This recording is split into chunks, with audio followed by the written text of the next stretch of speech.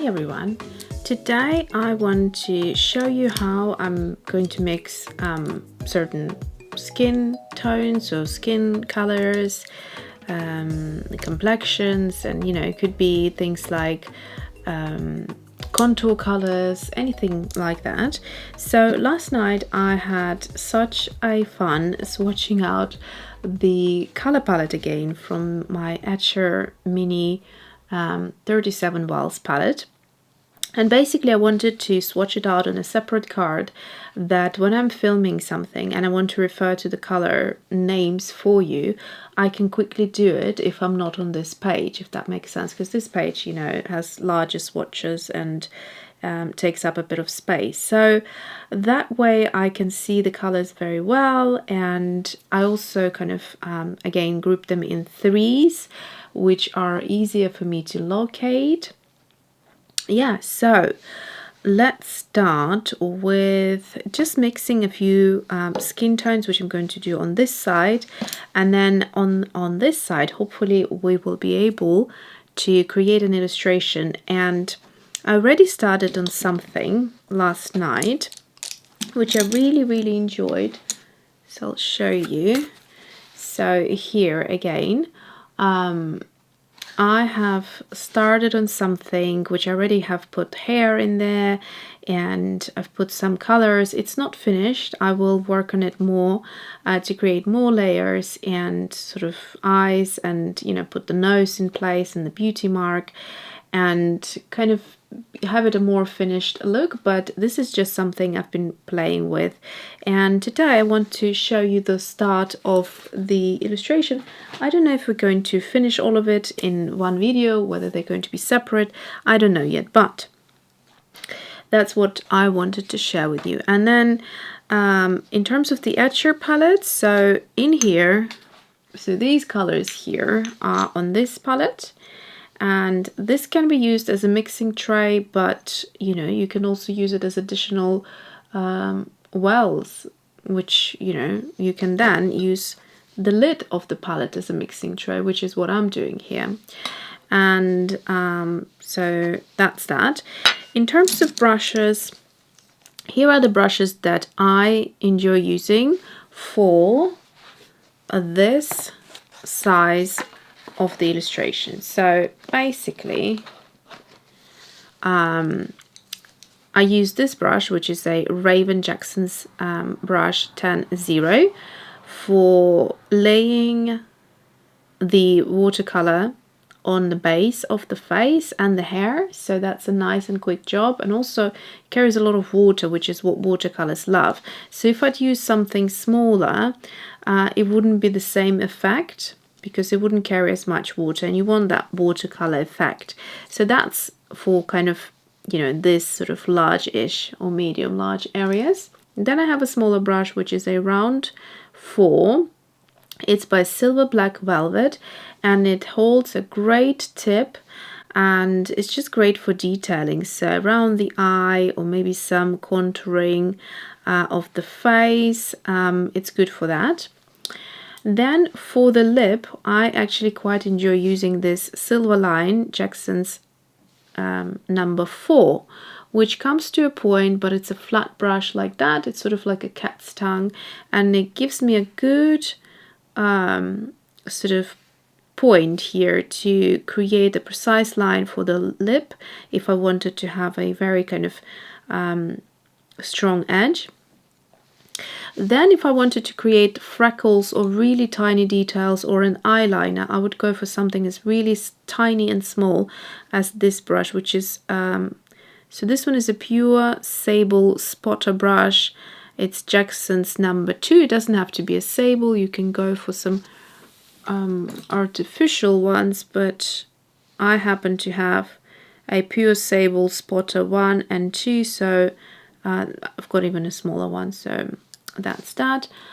And what else? I'm trying to think. Oh yeah, so in those cases where you want to mix colors and you don't want to use a lovely pointy expensive brush because the wells are quite small, I would recommend something synthetic and something flat where you can literally scoop out a little bit of. So first of all, wet the watercolor, add a generous drop of water, let it sit for a few seconds, and then you can sort of start mixing things and load your brush with that pigment if you need a fair amount of it. Place it onto your palette and then kind of mix the right colors with this brush using other colors, and then go in with your you know, more expensive brushes to do the painting. So that's how I would approach it, especially if you have some colors that are more difficult to wake up than others. So this brush is fantastic for that. So that's really it. That's the brushes that I like to use. I don't use all of them in one go. So for instance, these kind of 3 would be my go-to to finish a face. So the lip, the detailing, and the base. And then if I wanted extra detailing, I'd go for this one. And like I said, if there are any extra stubborn colors or color that I need to mix a lot of, I would go for this brush. But otherwise, these 3 are doing great. You can use this brush as well for mixing because the bristles are quite good. They have a good bounce, and similar, you know, to this type of thing, but also with the advantage of giving you a point. So this one is just a flat brush like so. So that's that. So let's start now. I'm just going to mix up a few colors, skin tone colors. All right, so I'm going to mix up a few skin colors or skin complexion tones. And let's see. So I've got a few colors already in my tray. I might use them. So this one is the Mission Gold Raw Amber, Mission Gold Van Dyke Brown. So these are my pastels. These are my other colors. Now for this, I think I'm going to use a flat brush just to swatch things out. And I quite like this width for the swatches of the skin tone, and plus I get more because they're thinner. So let's go in straight into raw amber, and let's see what happens if we add a bit of Aussie Red Gold, which has a warmer tone to it, and a touch of Van Dyke Brown into it.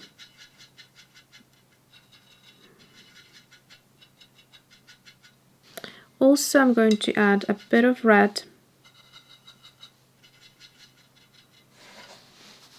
and that will be our skin tone. Now, of course, I have plenty of colors here to just use them straight up as they are, but on that occasion, when I feel like I just want to play and create my own mixes, I can do that too.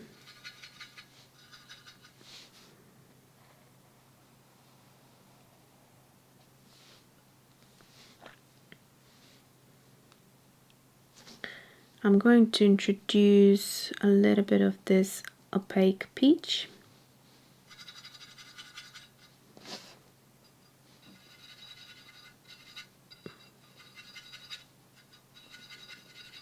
It can be a lot of fun mixing your own colors as well. Look at that. Now that's a color, really pretty, and I don't have it anywhere here. I could find similar colors in my, you know, tubes that I squeezed out, but not this. Okay, I'm going to add a bit of rutile yellow. So if you want to know exactly what colors I'm mixing, just look up the previous videos where I have explained what colors went into these into this pan.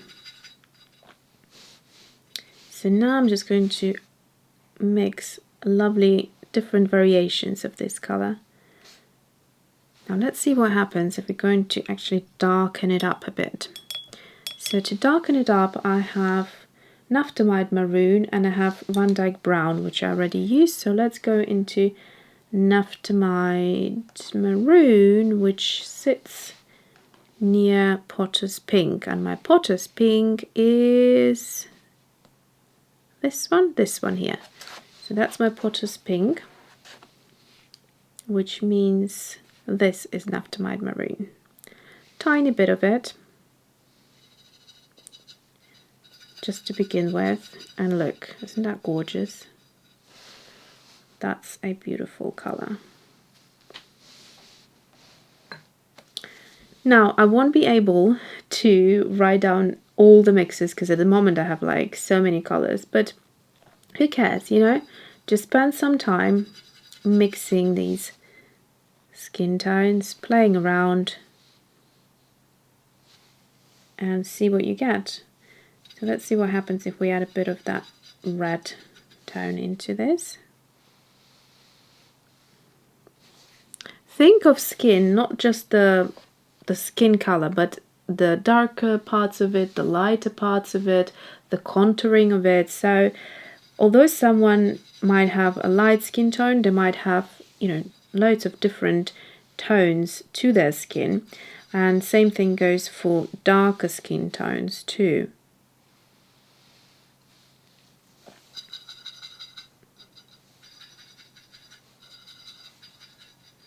So now I'm just creating a more pinker version of that.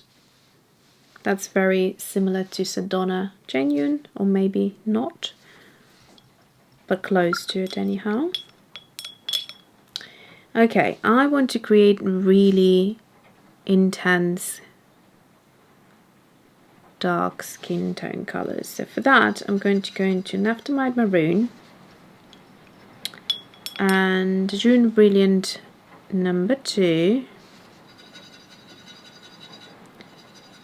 Now this is a lovely color for more like a lip maybe, so I'm going to swatch that out just to keep a log of it. That's a beautiful color, but now I want to really go into darker shades, and that's quite beautiful, but I feel like I need more Van Dyke Brown. Sepia in place of Van Dyke Brown will do wonderfully too. So look at this, this is beautiful.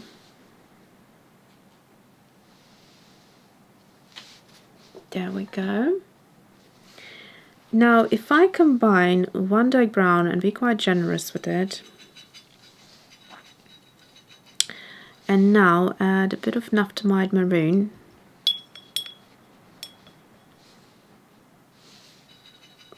just to create even more intense color,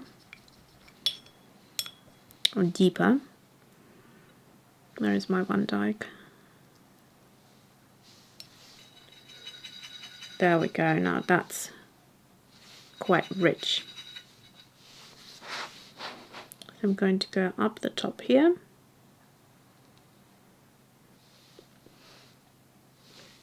And what I quite like is sometimes adding a bit of red to it, because for the blush color, or when the sun shines, sometimes the skin can have this look to it as well.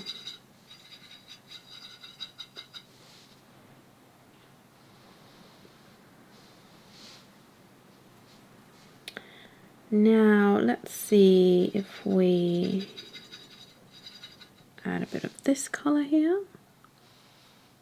Just have lovely variations. And then what about this one? And now let's start adding some yellow ochre into this. Think more of the Asian skin tones, or like olivey skin tones. That's also quite lovely. So for the olive one, I'll go for raw umber.